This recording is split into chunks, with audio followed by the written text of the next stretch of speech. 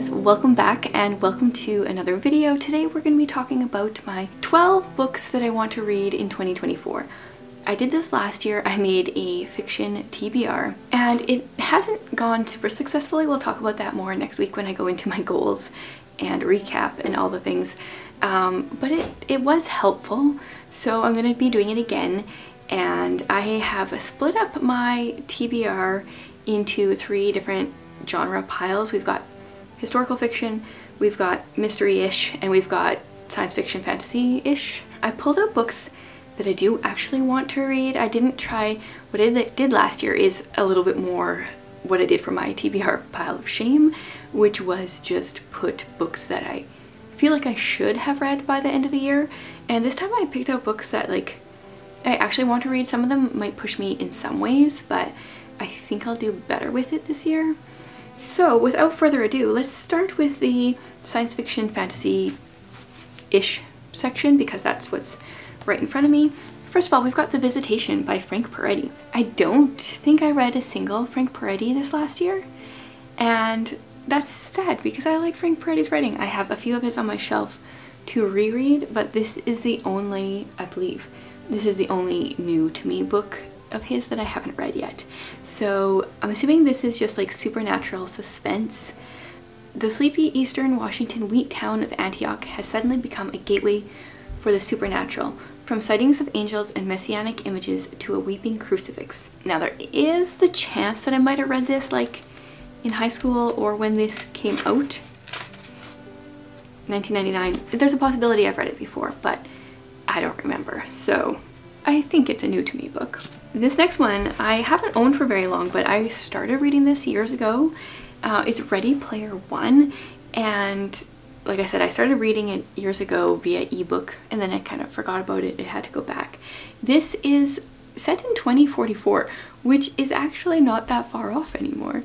And this is, there's like a virtual, there's some kind of game I think where people are supposed to find Easter eggs or puzzles. I don't remember. I was enjoying it. It was just, the only reason I didn't finish it is because it was an ebook and it had to go back. And I'm very curious. I remember the talk of like where he was in the book, and seeing all these like motorhomes on here is actually a really cool visual added onto that. So yeah, this book is really old, started forever ago. Definitely would like to get to it. Then I would like to start this series. I guess, I don't know what this series is called. The Mary series by Cynthia Hand, Brody Ashton, and Jody Meadows. I've been enjoying the Janie series. This is the last of the books that I own by them, and I know this is book 1 in the Mary series and book 3 is coming out later in 2024, and I just want to see if I want to continue with it. Enjoyed the first 2. So these are historical fantasy alternate history type stories, so they all follow either a person from the past or a fictional character and then change history. I really liked them. Okay, this one I really want to read. This is Shadow and Bone. I did kind of forget that I owned it, but when I was unwrapping all my books I was reminded, and I actually know zero about this story. What is this? Alina doesn't expect much from life. Orphaned by the border wars, she is sure of only one thing: her best friend Mal and her inconvenient crush on him, until the day their army regiments enters the fold, a swath of unnatural darkness crawling with monsters. When their convoy is attacked and Mal is brutally injured, Alina reveals a dormant power not even she knew existed. So I believe you're supposed to read this before the Six of Crows series, so seriously, I bought this and have been anticipating it for a long time, and I didn't even know what it was about.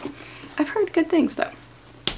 This one I bought, oh man, sometime this last year, and I paid full price for it. Red Rising. I read up to page 32. This is back when I was picking my TBR via the cards. Picked this one because it has an animal on the cover, and then I just kind of lost interest, or other books pulled my interest, so I haven't continued.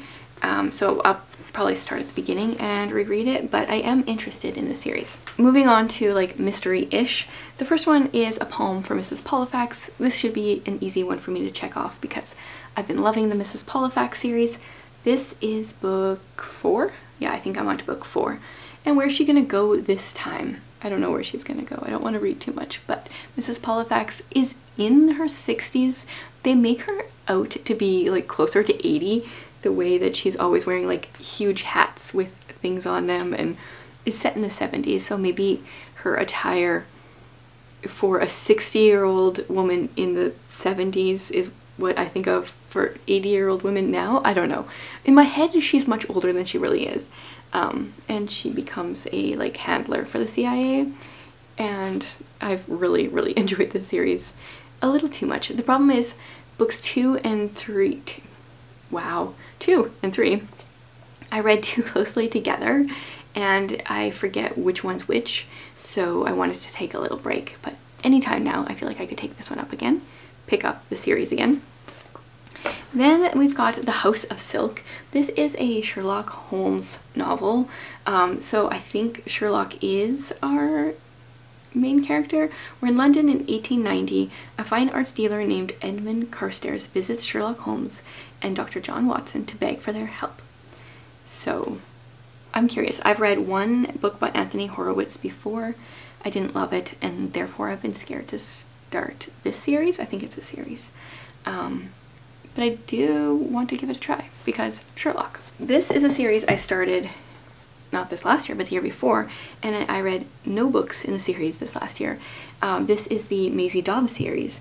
So I'm on to book number 3, which is Pardonable Lies, and I own quite a few in the series, and for whatever reason I didn't gravitate to them this year, although I've been loving like historical mystery type books, so I'm not sure why I haven't been gravitating towards this, but I want to read one at least in 2024, if not even more from the series. So these are set, Maisie Dobbs was a nurse, I think, in World War II. Sometimes we get flashbacks to World War II, but we're like just post World War II, and she's kind of starting her own detective agency, so she's got different mysteries to unsolve with little flashbacks usually to the World War II days.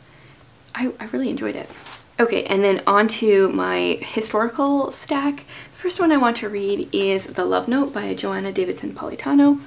I currently own this one plus A Midnight Dance by her, and then I'm caught up, except that she's going to be releasing a book here sometime in 2024. So I definitely want to read this one. Hers have all been Victorian era thus far. So this one is focused on a career in medicine and not on romance. Willa Duval is thrown slightly off course during the summer of 1865 when she discovers a never-opened love letter in a crack of her old writing desk. Oh, that's interesting to me. I don't think any of her characters that I've read before have ever had a career. Yeah, so that's a little different. I'm looking forward to it. I really do enjoy her writing, so hopefully it lives up to the others. Then I have a couple books by this author on my TBR shelf, and I haven't read any for a while, and that's Susan Meisner, so I would like to read A Bridge Across the Ocean. I also have, I think, at least The Nature of Fragile Things on my shelf, possibly another book by her, so I really need to catch up. This is Dual Timeline, Present Day, and February 1946. And I've enjoyed the books I've read by her. This 2023 has not been a historical fiction year, at least the second half, but hopefully I can read some at least. And then this one was on my Unwrapping My Books video because I really want to read The Kitchen House this next year.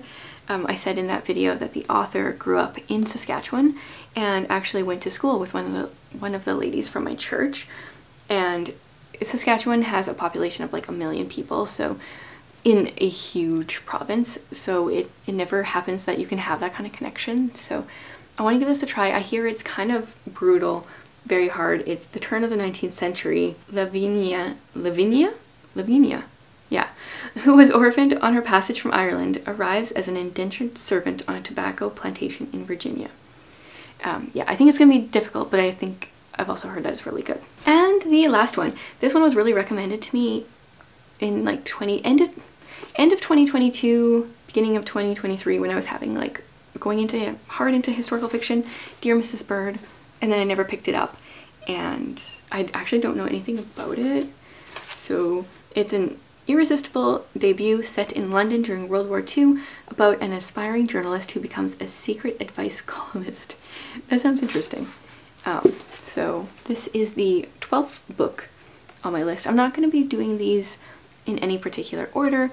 I'm just going to write them down on a list and try to get through them before the end of 2024. If any of these are particularly amazing, let me know in the comments. Your guys' comments really do help me prioritize books, or otherwise if I hear that they're not very good. So I really do appreciate all the comments that you guys leave, and I will be back again tomorrow with another video.